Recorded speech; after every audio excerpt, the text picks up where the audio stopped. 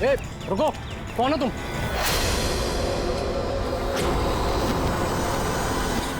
तुम नहीं नहीं, यहाँ तुम नहीं हो सकते। नहीं नहीं नहीं। ए, रुक, अरे यहाँ आने की परमिशन नहीं है किसी को। वॉचमैन, पकड़ो इसे। वो देखो भाग रहा है, पकड़ो उसे।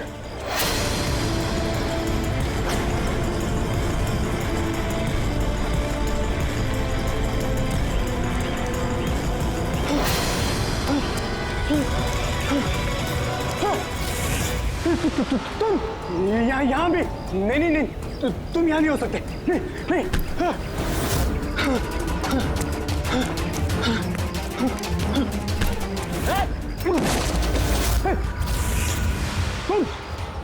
तुम मेरे पीछे क्यों पड़े?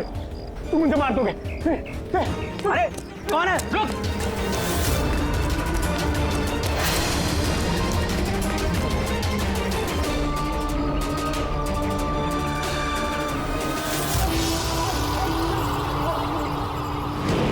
परेश, तुम कहाँ हो?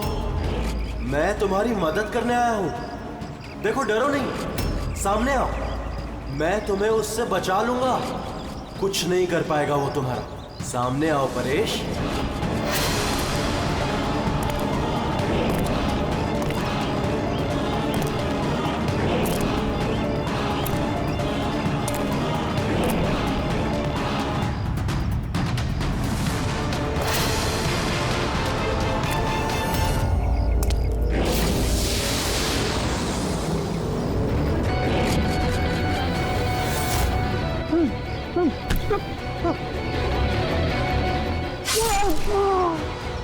ए, कौन है वहां पे? हाँ?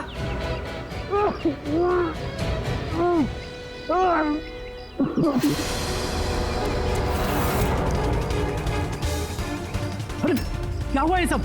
अरे किसने किया? बोलो, बताओ। ठीक तो हो तुम? अरे बताओ किसने किया ये सब? इंस्पेक्टर दया।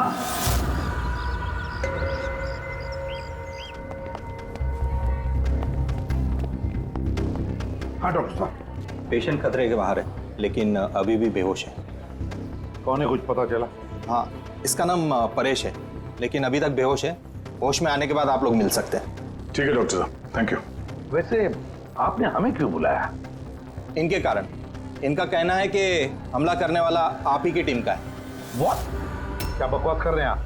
सीआईडी का काम होता है आम आदमी को मुजरिमों से बचाना, हमला करना नहीं, समझे आप? सब सच बकवास ही लगता है, लेकिन ये बकवास नहीं है, क्योंकि पीड़ित ने खुद मुझसे कहा है। क्या बताया उसने? किसने हमला किया उस पर, बताओ। दया। What? क्या क्या बोल क्या रहे हो?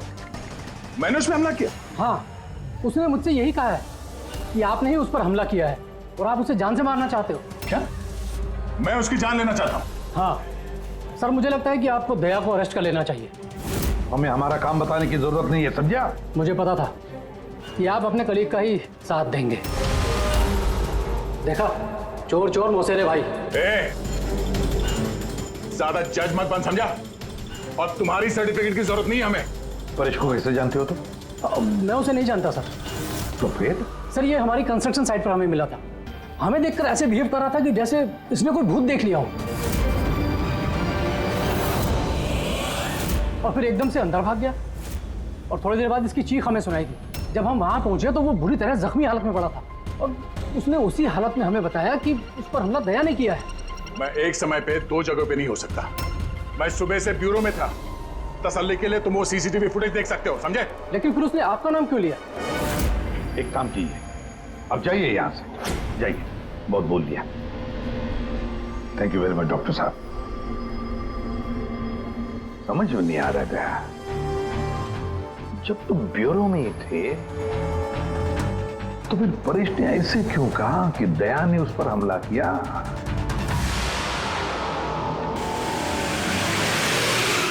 एक बात बताइए, जब आप लोगों ने यहाँ पे परेश को जख्मी हालत में देखा था तो उसके साथ में कोई था या किसी को आते जाते देखा हो? नहीं साहब, वो अकेला ही था। लेकिन सर, उसने इंस्पेक्टर दया का पता है, उसने दया का नाम बोला। हम यहाँ वो जानने आए जो उसने नहीं बोला, समझे आप? और दया ऐसा नहीं कर सकता। सर आप इतने यकीन से कैसे कह सकते हैं कि दया सर ऐसा कुछ नहीं कर सकते हैं? जो आदमी अपनी जान दांव पे लगा के दूसरों की जान बचाता हो वो किसी का खून नहीं कर सकता। खुद से ज्यादा मुझे दया पे भरोसा है, समझे?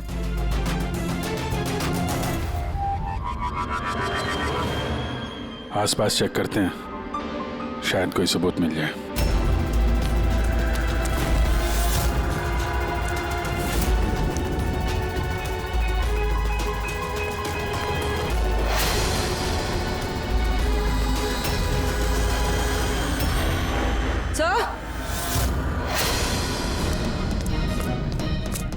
सर ये देखिए। ओह नो, है कौन ये? जिंदा है। हेलो एम्बुलेंस, ये मालमणी के पास अंडर कंस्ट्रक्शन बिल्डिंग है, वहां पे भेजो जल्दी। तुम लोग जानते हो इसे? ये तो सुबह सर है, ये 2-3 बार पहले फ्लैट देखने आ चुके हैं। लेकिन सर इसे हुआ क्या है? शायद ऊपर से गिरा है।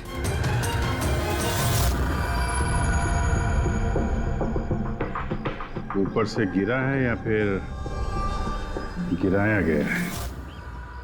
पेशेंट की कंडीशन स्टेबल है, ये बहुत जल्द होश में आ जाएगी। गुड।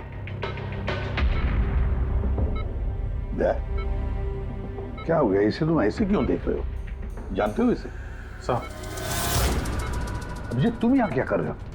जिस अंडर कंस्ट्रक्शन बिल्डिंग में इस परेश पे हमला हुआ है, वहां पे हमें एक और आदमी जख्मी हालत में मिला। और एक आदमी? कौन है वो?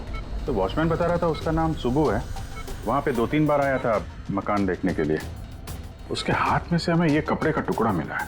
अच्छा, छोड़ दो मुझे मत मारो, छोड़ दो मुझे, मत मारो मुझे, छोड़ दो मुझे। परेश,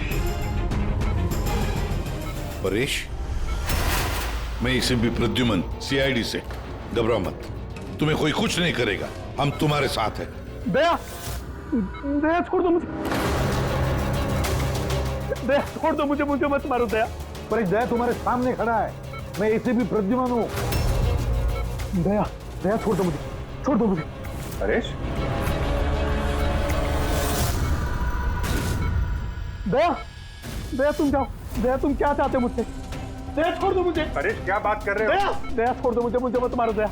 परेश मैं दया नहीं, मैं अभिजीत हूँ। दया, दया जाओ यहाँ से, जाओ, जाओ। अरे दया इधर है।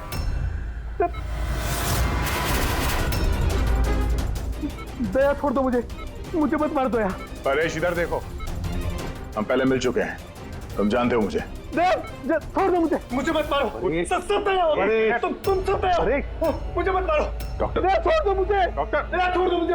डॉक्टर साहब, परेश, देखिए ना क्या हो गया इसको? दया छोड़ दो मुझे, मुझे एक मिनट, सब दया, सब दया कुछ नहीं होगा तुम्हें, एक मिनट। सब दया हो तुम, सब दया हो तुम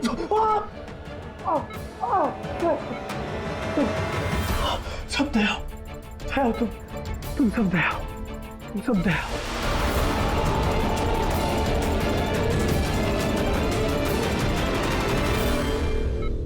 ये चक्कर है क्या? और हर किसी के चेहरे में उसे मेरा चेहरा नजर आता है। हाँ वही तो, इसलिए जब उसने उस आर्किटेक्ट को, उसके असिस्टेंट को, उस वॉचमैन को देखा तो ऐसे बर्ताव करने लगा जैसे उसने भूत देखा है। और उसके दिमाग का भूत दया तुम हो, तुम।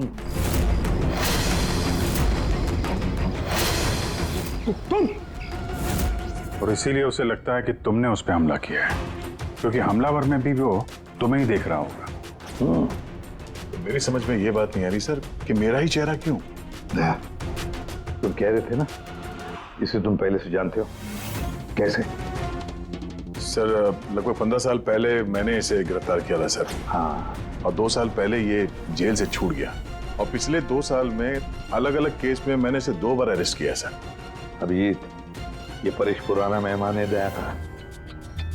पर परेश पे हमला किया किसने और क्यों?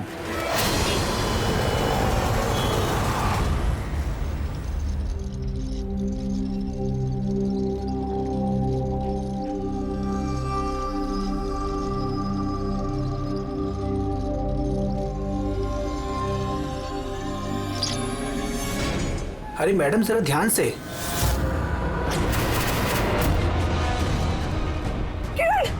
कौन किरण? मैं कोई किरण नहीं हूँ।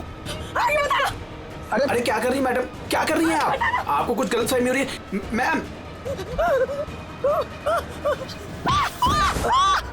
अरे मैडम, आप ठीक तो हो ना? किरण? कौन किरण?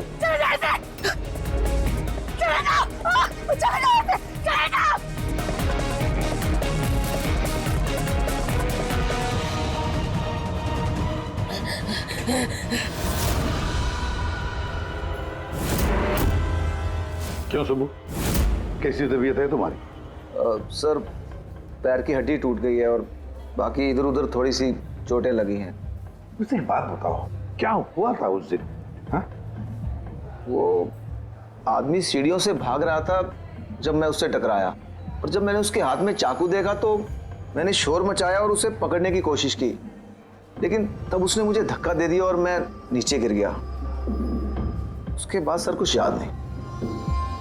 सुबह, तुम्हारे हाथ में से हमें वो जो एक कपड़े का टुकड़ा मिला था, लाल कलर की चौकड़ी का, क्या वो उस आदमी की शर्ट का टुकड़ा था? जी सर, शर्ट पहना था उसने वो, और हाथापाई के दौरान शायद वो मेरे हाथ में आ गया था। अच्छा ये बताइए, उस आदमी का चेहरा देखा था? सब कुछ इतनी जल्दी में हुआ कि कुछ याद नहीं। ठीक है, अब तुम जाओ, अगर जरूरत पड़े तो हम तुमसे फिर मिलेंगे, ठीक है? जी सर, थैंक यू सर। जाओ।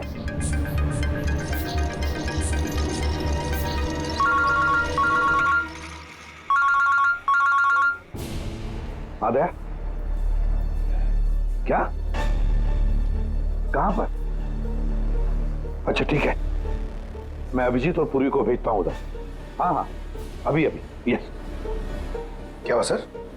मैं बता रहा था कि किसी सुपरमार्केट में एक औरत आसपास के सभी लोगों पर हमला कर रही थी और हर एक को किरण किरण किरण नाम से पुकार रही थी।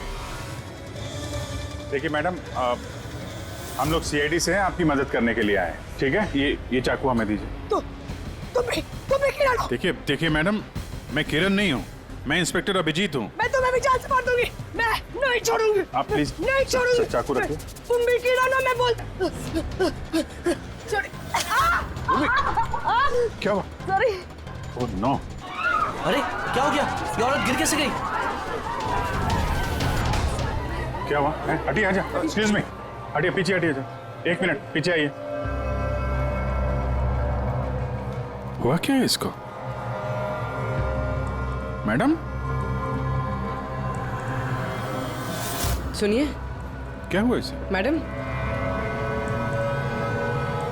सर ये तो मर चुकी है। क्या? इसके शरीर में टेट्राकोटॉक्सिन या ब्यूरारे नाम का जहर इंजेक्ट किया गया था, जिसकी एक बूंद भी जानलेवा हो सकती है। मगर ये जहर तो हमारे देश में आसानी से नहीं मिलता ना? सिर्फ उसे ही मिलता है जो बड़ा रिसर्च कर रहा हो। तो भगदड़ में किसी ने वो पॉइजन इसे इंजेक्ट कर दिया। मगर एक काम करो, इस हादसे के वक्त का जो सीसीटीवी फुटेज है ना, वो अच्छी तरह से चेक करो। खूनी की तस्वीर उसी में मिलेगी। सर। और सर, इस परेश का क्या? इसे हर जगह मैं ही क्यों दिखता हूँ? सालू के साहब, मुझे तो ये केमिकल की बहुत बड़ी गड़बड़ लग रही है। ठीक कह रहे फ्रेडी बॉस, ये वाकई किसी खास केमिकल की वजह से, क्योंकि मुझे इसके और परेश के दिमाग में एक अलग किस्म का केमिकल मिला है। तुम्हारे कहने का मतलब है कि इसी केमिकल की वजह से इन दोनों का बर्ताव एक जैसा है और एक ही चेहरा इन दोनों को दिखता है। हाँ बॉस, और मैं इस केमिकल को और डिटेल में समझने की कोशिश कर रहा हूँ। मतलब जब तक इस परेश के दिमाग पर इस केमिकल का असर रहेगा, हमें कोई जवाब नहीं मिलेंगे। और अभिजीत, ये कपड़े का टुकड़ा जो आपने हमें दिया था, इसमें से भी हमें कुछ मिला है। कमाल है तारिका जी, आज तो फोरेंसिक में एक के बाद एक सबूतों का खजाना हाथ लग गया है। क्या मिला क्या आपको? ये कॉटन का कपड़ा है और इसके रेशों में आटे के कुछ ट्रेसेस मिले। आटा? सिर्फ आटा? सिर्फ आटा। हाँ वाकई खजाना तो हाथ लगा है। आटा। सर ये फोटोग्राफ है सर। ये जितने भी लोग हैं इनमें से किसी ने उन्हें पॉइजन का इंजेक्शन दिया सर। अब और एक काम करो, ये जितने सारे लोग हैं ना, इन सब की मूवमेंट ट्रैक करो शॉपिंग मॉल में। खून होने से पहले ये लोग कहाँ थे, कहाँ से आए, क्या क्या कर रहे थे, और खून होने के बाद में देखो ये लोग कहाँ गए। ओके?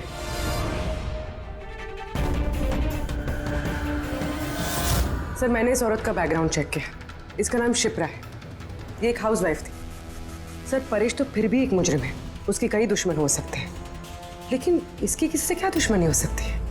वजह तो कुछ भी हो सकती है पूर्वी, लेकिन एक बात कॉमन है शिप्रा और परेश के बीच में, उन दोनों के ब्रेन में वही केमिकल मिला है, तो उन दोनों का दुश्मन भी एक ही हो सकता है। इस किरण के बारे में क्या पता चला? सर, किरण शिप्रा का पति था और 2 साल पहले ही उसकी मौत हो चुकी थी। सर, किरण शिप्रा को काफी मारता पीटता भी था। कोई ना कोई बात तो है इस परेश और शिप्रा के बीच में, कोई कॉमन बात, जिसकी वजह से ये दोनों भी उस खूनी के निशाने पर आ गए। क्या हो सकती है वो कॉमन बात? क्या हो सकती है? सर, मैं परेश के पड़ोस में पिछले 5 साल से रहता हूँ, पर अजीब बात है सर, ना मैंने उसे कभी देखा, ना कभी मुलाकात हुई। और कोई नहीं है परिवार में उसके? सर, उसके पिताजी थे, जिनकी मौत तब हो गई थी जब वो जेल में था, और कोई नहीं है। सर, शिप्रा का हस्बैंड बहुत स्ट्रिक्ट था। वो उससे मिलना तो दूर, किसी से बात तक करने अलाउ नहीं करता था। इनफैक्ट वो तो उसको मारता पीटता भी था। सर, उसके हस्बैंड के डेथ के बाद ना मैंने बहुत कोशिश की कि मैं उससे बात करूं, उससे पूछूं, लेकिन उसने इंटरेस्ट नहीं रखा। अच्छा, उसका कोई करीबी दोस्त, कोई रिश्तेदार नहीं था क्या? सर, मुझे नहीं लगता कि होगा। अच्छा। शिप्रा और परेश दोनों की जिंदगी में एक बात कॉमन, दोनों जिंदगी में अकेले थे, ना कोई दोस्त, ना कोई रिश्तेदार। सर, दोनों में एक चीज कॉमन है।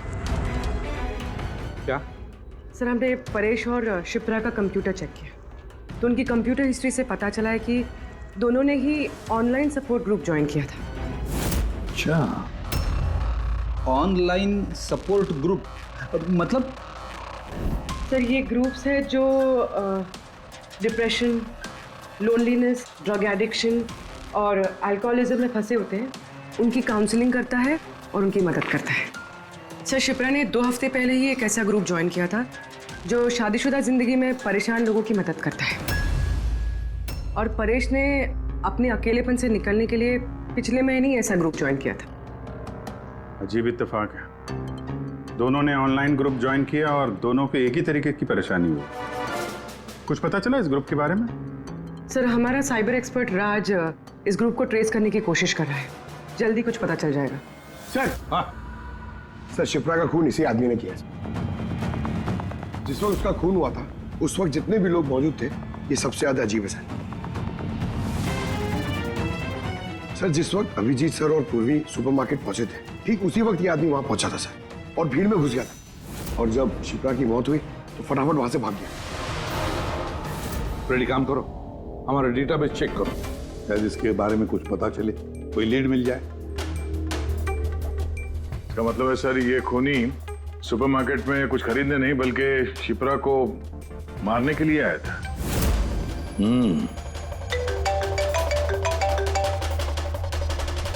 हाँ राज, ओके, ठीक है, तो तुम मुझे एड्रेस SMS कर दो। Thank you. Sir, cyber expert Raj का फोन था, उसका कहना है कि ये दोनों ग्रुप्स एक ही IP एड्रेस से बनाए गए हैं। एक ही कंप्यूटर से? हाँ सर। IP का एड्रेस मिला है? हाँ सर, अंधेरी में एक प्रिंटिंग शॉप है, ये दोनों ग्रुप्स वहीं से बनाए गए हैं। बस, तो फिर अभिजीत, तुम और पूर्वी जाओ वहां पर और देखो कौन है इस सबके पीछे और उसका क्या कनेक्शन है। सर, क्या सोच रहे होते हैं? सर, नहीं, पंकज ने अभी बताया कि वो खूनी शिप्रा को मारने के इरादे से ही आया था। तो फिर सर, उसे पता कैसे चला कि शिप्रा वहां सुपरमार्केट में है और वो लोगों पे हमला कर रही है? वो शिप्रा को फॉलो कर रहा होगा सर। अगर फॉलो कर रहा था तो अभिजीत और पूर्वी के वहां सुपरमार्केट में पहुंचने से पहले वो मार के निकल जाता, बाद में नहीं मारता उसे। अभिजीत को सुपरमार्केट पहुंचने में 20 मिनट लगे और खूनी को भी वहां पहुंचने में 20 मिनट लगे, तो इसका मतलब है दोनों को भी खबर एक ही वक्त पहुंची थी। तो कहीं ऐसा तो नहीं कि इंफॉर्मेशन खूनी को हमसे ही गई हो? हमारे यहां से इंफॉर्मेशन? हाँ, हो सकता है। क्या कहीं ऐसा तो नहीं कि जब हम परेश को देखने गए थे हॉस्पिटल में, उस वक्त खूनी वहां पर मौजूद था और उसने मेरी बातें सुन ली हो? अरे खूनी हॉस्पिटल में कर क्या रहा था? क्या परेश खूनी के हाथों पहले तो बच गया था। हो सकता है खूनी अपना अधूरा काम पूरा करने हॉस्पिटल आया था, परेश को खत्म करना चाहता था इसलिए।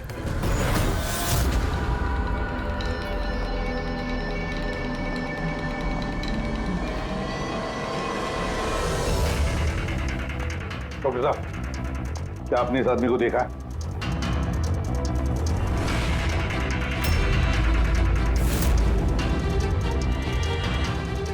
भाई साहब, ये आदमी को देखिए जरा, इस हॉस्पिटल में इसको देखा है कहीं?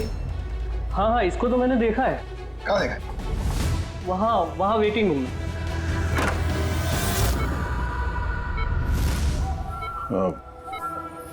यहाँ कोई आया था क्या? नहीं सर, यहाँ कोई नहीं आया। ठीक। हाँ दे सर, परेश तो ठीक है पर वो खूनी अभी तक दिखा नहीं। कहीं तो छुप कर बैठा ही है दया, सही वक्त का इंतजार कर रहा है। वेटिंग रूम में भी चेक किया सर, वहां भी कोई नहीं है। तो यही पता है, पर कहाँ छुप कर बैठा है ये?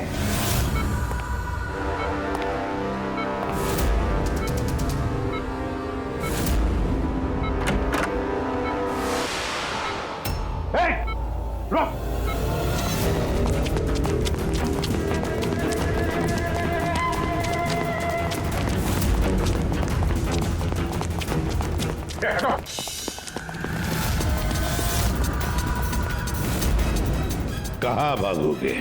रुक!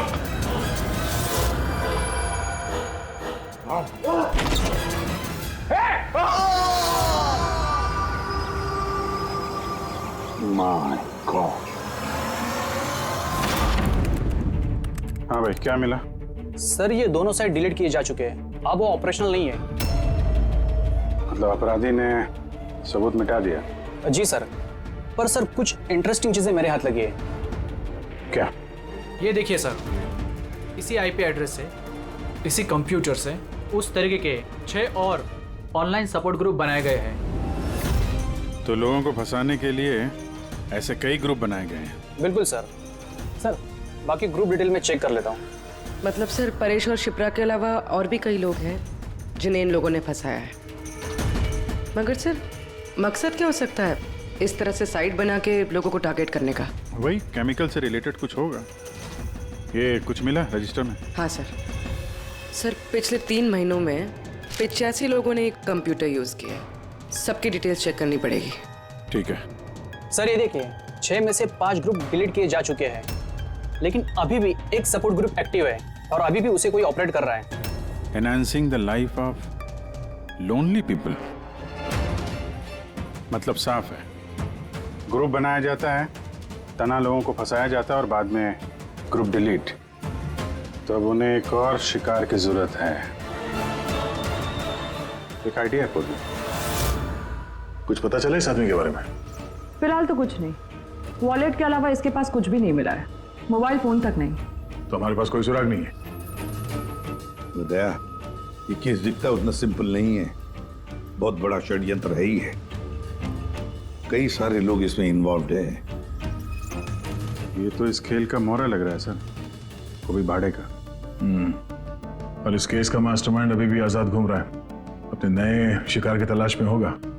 जल्द से जल्द ढूंढना होगा सर इसे। हाँ पंकज, आराम से। बस खड़े। ये क्या ही था उनके? सर, आप ये क्या खेल खेल रहे हैं पंकज के साथ? नहीं नहीं, ये कोई खेल नहीं है। बस मैंने बताया था ना, ये केस बहुत ही पेचीदा है, बड़ा कॉम्प्लेक्स है। याद है ना मैंने बताया था उस परेश के और उस शिप्रा के दिमाग में मुझे एक अलग तरीके का केमिकल मिला था। हाँ, मैंने उस केमिकल को रिप्लिकेट किया और इस पंकज के शरीर में इंजेक्ट कर दिया। What? तू पागल हो गया शाहरुख है? अगर इसे कुछ हो गया तो? अरे कुछ नहीं होगा यार, बिलीव मी, मैं पागल हूं क्या?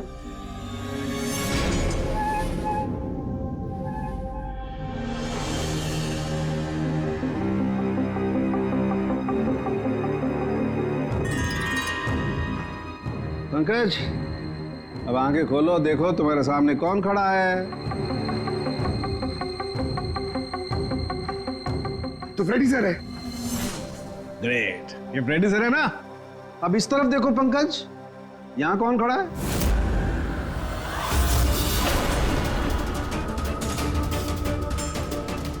ये कैसे हो सकता है? ये इधर फ्रेडी सर, यहाँ फ्रेडी सर।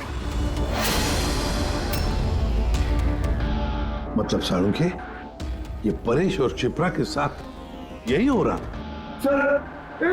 बंद कर। बस बस, पट्टी लगा लो, पट्टी लगा लो, बस। ये देखा बस, इसे फ्रेगोली सिंड्रोम कहते हैं। इस सिंड्रोम में इंसान को एक ही चेहरा हर चेहरे में दिखाई देता है। उस इंसान का चेहरा जिसे या तो वो सबसे ज्यादा नफरत करता है या जिससे सबसे ज्यादा डरता है।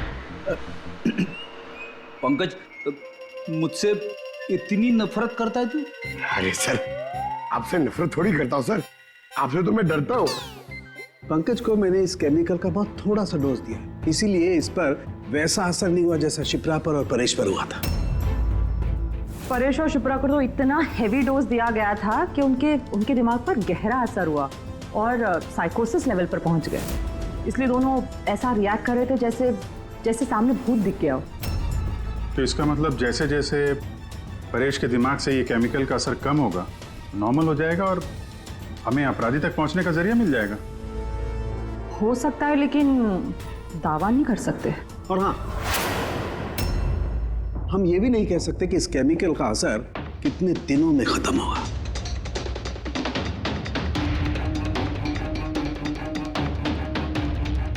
अगर हम परेश के ठीक होने का इंतजार करेंगे तो बहुत देर हो जाएगी। हमें कोई और तरीका ढूंढना होगा, कोई और तरीका। हाँ पूर्वी। सर, मैंने वो ऑनलाइन ग्रुप पे रजिस्टर कर लिया है और डिटेल्स भी एकदम परेश और शिप्रा की तरह थी।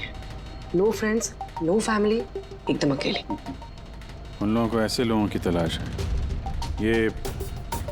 ये तुम्हारा ट्रैकर, इससे पता चलता रहेगा तुम्हारे मूवमेंट के बारे में। और ये तुम्हारा कैमरा। हमारे पास सिर्फ ये वॉलेट है सर, उस आदमी की पहचान और असलियत जानने के लिए, और ये कुछ चीजें मिली है साथ में। पेट्रोल पंप का बिल, ये होटल का मैच बॉक्स, खरीदा हुआ मैच बॉक्स, तो ये नंबर किसका है? ये सेलफोन लगता है किसी? सर हम इस पेट्रोल पंप पे गए थे, वहां से पता चला सर ये आदमी महीने में 2-3 बार वहां पे आता है। और सीसीटीवी फुटेज में हमने देखा कि वो अपने बाइक पे हर बार अलग अलग नंबर प्लेट लगा के आता है। हाँ, और पेमेंट कैश में करता है। और सर ये मैच बॉक्स जिस होटल का है वहाँ पे भी हमने पूछताछ की। वो आदमी महीने में 5-6 दफ़ा खाना खाने आता है और पेमेंट भी कैश से करता है। सर, ये नंबर के बारे में आप पूछ रहे थे। सर, ये बार में एक लड़की है जो काम करती है, उसका है। वो कह रही थी कि उस आदमी का नाम अशोक है और 1-2 बार उनसे बात हुई है, फिर वो गायब हो गया सर। मतलब हमारे पास इस अशोक के बारे में सिर्फ इतनी इंफॉर्मेशन है। एक काम करते हैं, ये सारी जो लोकेशंस है ना, पेट्रोल पंप, बार और ये होटल, देखते हैं कहाँ पर है। जरा मैप दिखाओ।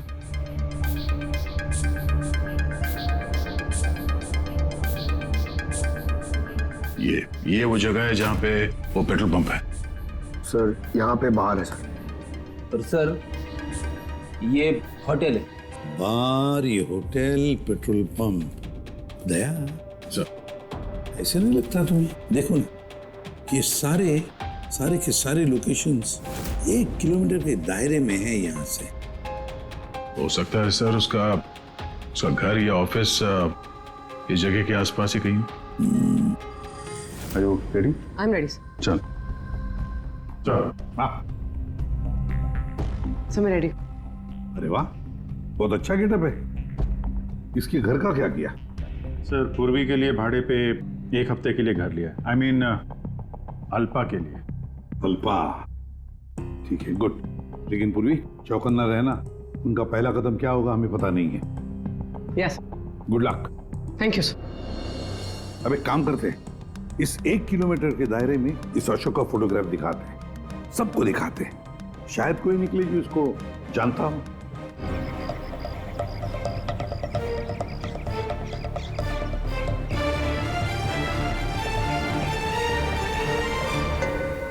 पूर्वी। हाँ सर। चौकन्ना रहना। सर यहाँ पे तो सब ठीक है।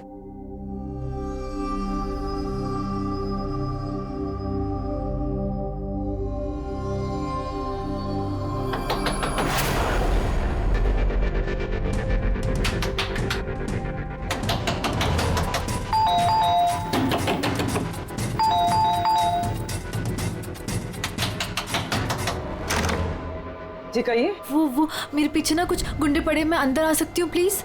1 मिनट।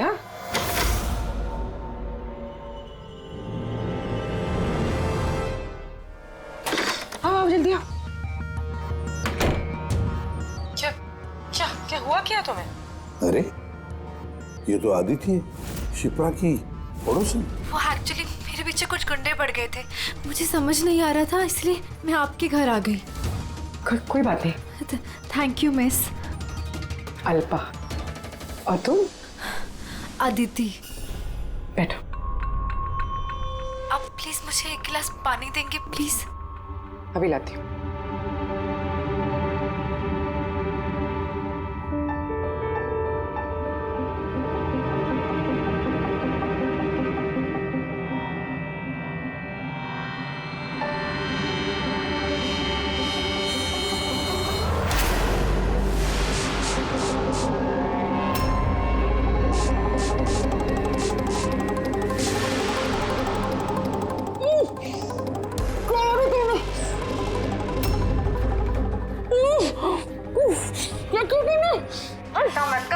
कुछ ऐसा नहीं किया, ज्यादा दर्द नहीं दूंगी तुझे मैं।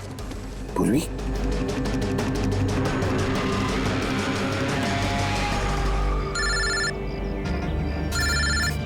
हाँ सर। क्या शिप्रा की पड़ोसन अदिति? सर मैं फौरन वहां पहुंचता हूं। नहीं सर, अब अशोक का भी पता नहीं चला। ये सर। सब कुछ प्लान के मुताबिक तो चल रहा है। अब देखते हैं आदिति पूर्वी को कहां लेकर जा रही है। अरे ये क्या, ट्रैकर एक ही जगह पे मूवी नहीं हो रहा? कहीं ऐसा तो नहीं उन लोगों को ट्रैकर के बारे में पता चला हो, निकाल कर फेंक दिया हो? माय गॉड, अब तक पहुंचेंगे कैसे इन सब तक?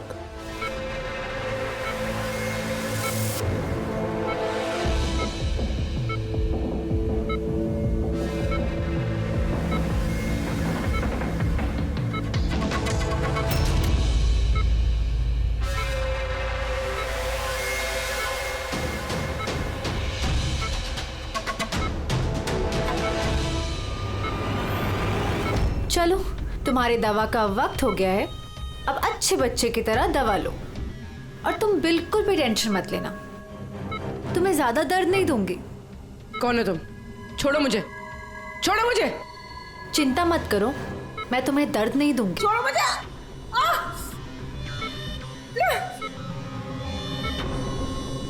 मैंने तुम्हें मना किया था ना कि कुछ दिनों के लिए हम किसी नए लोगों को नहीं लाएंगे, क्योंकि सीआईडी वाले हमें पागलों की तरह ढूंढ रहे हैं। हमारी कोई भी लापरवाही हमें बहुत महंगी पड़ सकती है।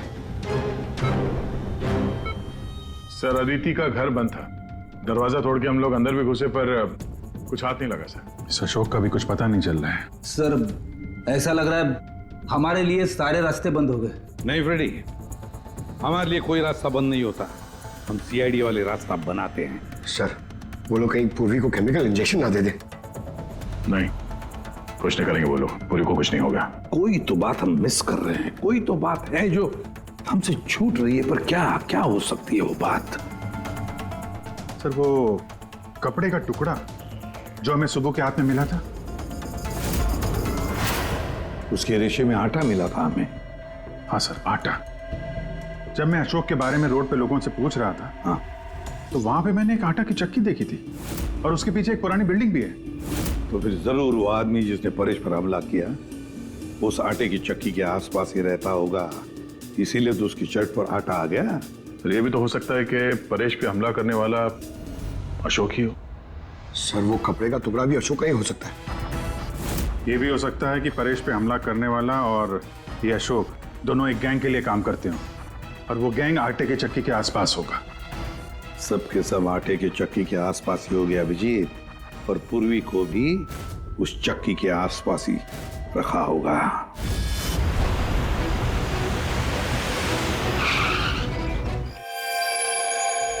कोई अपने जगह से नहीं लेगा, कोई भी नहीं। पूर्वी कहाँ है? अदिति, पूर्वी कहाँ है?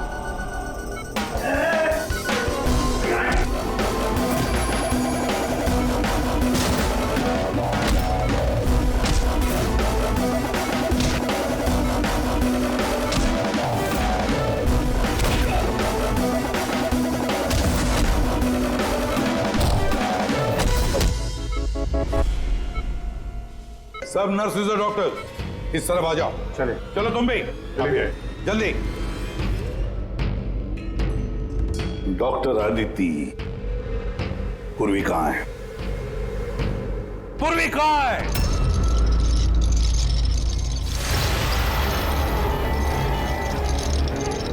तुम्हारी पूर्वी मेरे पास है एसीपी। सुंबू तुम? हाँ, मैं जिसे तुम लोग यहां वहां खोज रहे थे ना, वो तुम लोगों के साथ ही था। मुझे देखकर अफसोस तो हो ही रहा होगा ना। मुझे पता था सीआईडी कोई भी काम अधूरा नहीं छोड़ेगी, इसलिए मैं अपना हर कदम फूंक फूंक कर रख रहा था। लेकिन इस अदिति की बेवकूफी की वजह से सब गड़बड़ हो गया और मुझे फंसाने के लिए तुमने अपने इस ऑफिसर को मेरे पास भेज दिया। लेकिन अब ये मेरे जाल में फंस चुकी है और मुझे यही यहां से बाहर निकालेगी। तुम्हें क्या लगता है पूर्वी की आड़ लेकर तुम हमसे बच जाओगे? नहीं, लगता नहीं है, ऐसा ही होगा। अगर तुम अपने इस बहादुर ऑफिसर को जिंदा देखना चाहते हो तो मुझे यहां से जाने दो, नहीं तो मैं ये केमिकल इसके अंदर इंजेक्ट कर दूंगा और उसके बाद क्या होगा तुम लोग सब जानते हो। पर ये सब तुम क्यों कर रहे हो? हाँ? अपने बेटे रवि के लिए। अपने बेटे के लिए? हाँ, मेरे बेटे को पार्किंसन नाम की बीमारी है। मैं अपने केमिकल से उस बीमारी का इलाज ढूंढ रहा हूं और मैं जिस फार्मा में काम करता हूं वो मुझे इंसानों पर उसे ट्राई करने नहीं देती। इसीलिए तुमने अपने तरीके से लोगों को फंसा के उन पे ये एक्सपेरिमेंट करना शुरू कर दिया। अगर मैं ऐसे नहीं करूंगा तो मैं सही इलाज तक नहीं पहुंच पाऊंगा। कैसे पता चलेगा मुझे कि इन केमिकल्स का इंसानों पर रिएक्शन क्या होता है? और इसीलिए तुम सपोर्ट ग्रुप में ऐसे लोगों को टारगेट करते थे जो अकेले रहते थे, ताकि अगर वो गायब भी हो जाए तो किसी को भनक ना लगे और तुम उन पर अपने एक्सपेरिमेंट्स आराम से करते रहो। हाँ? अकेलेपन से जूझ रहे परेश को मैंने अपने सपोर्ट ग्रुप के जरिए फंसाया और उस पर एक्सपेरिमेंट शुरू किया। लेकिन इन सबकी गलती की वजह से वो यहां से भाग निकला और तुम लोगों के हाथ लग गया। नहीं तो मेरा प्लान कभी फेल नहीं होता। तभी तुम उसकी जान के पीछे पड़े हुए थे। मैं तो उसे उस अंडर कंस्ट्रक्शन बिल्डिंग में ही मार डालता, लेकिन वो आर्किटेक्ट बीच में आ गया। वहां तुम भी तो जख्मी हालत में मिले थे, ये क्या चक्कर है? परेश को जैसे ही मैंने चाकू मारा मुझे लोगों की आवाज आई और मैं वहां से भागना चाहा और हड़बड़ी में तुम्हारा पैर फिसल गया और तुम सीधे नीचे गिर गए।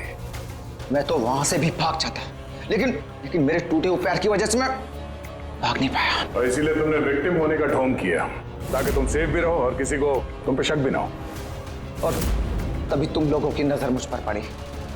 और शिप्रा का क्या?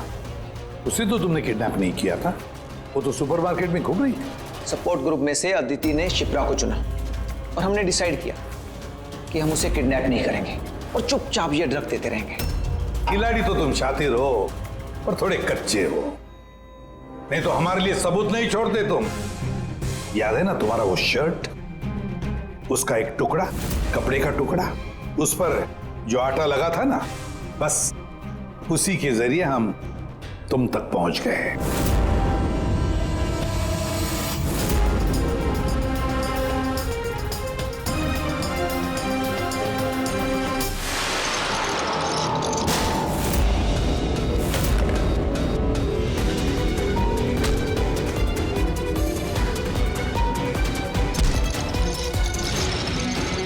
पूर्वी,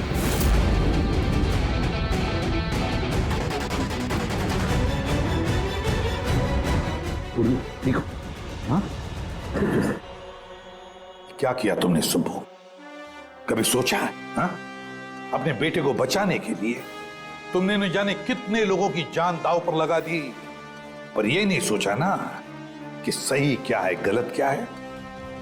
तुम्हारे बेटे को तो हम अच्छी से अच्छी ट्रीटमेंट दिलवाएंगे, मगर तुम्हें जेल की सलाखों के पीछे बिठा देंगे।